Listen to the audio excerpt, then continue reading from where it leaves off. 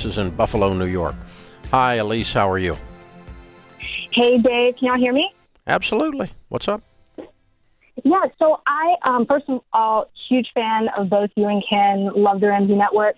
And Thank you. I just wanted, I guess you guys can help us with, like a minor disagreement my husband and I are having. So we're both 25 and we're on baby step 2 right now. And we live in New York and we're just wondering, do we need to get a will right now or should we wait a year, and get one once we're done with baby step 2, because we only have one asset, and it's our car, and both of our names are on it. So we're just wondering, do we need a will in our situation? Yes, you need a will. Everyone needs a will that's an adult, because otherwise you get tangled up trying to get his name off the car if he dies. And if you have a will and it states that, it walks right through probate, and it doesn't take 2 years to sell the stinking car because they're getting the title straightened out.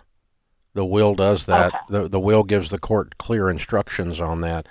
And if you, let's say that you didn't have an asset, which is what you're talking about other than the car, but maybe his mother thought you did, and she decided she wanted to be one of the heirs, and there's no will. Now you're in an argument with his mother about an asset that doesn't even exist, but she is under the illusion that it does. And this kind of crap is cleared up when there's a will. Okay. No, that makes sense.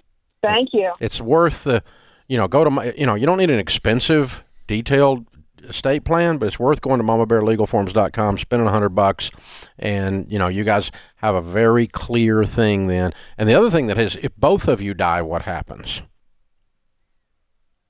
2 years. Yeah, that's a good point.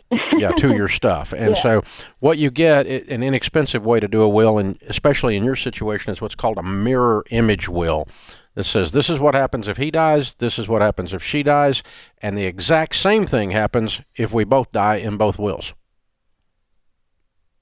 Okay. And so it would sound like you leave everything to him if you die, he leaves everything to you if he dies, and if we both die, it all goes to mama or whoever. Brother, whoever it's going to, okay? And it's a very clear thing. It's just a cleanliness thing.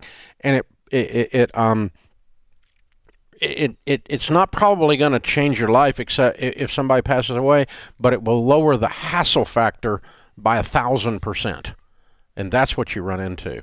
And Ken, we've run into some really particularly egregious will situations. Hers is not lately. Mm-hmm. A lady called the other day and on the air here, and after 7 years of marriage, her husband had not changed his will and had not changed the beneficiary on his life insurance.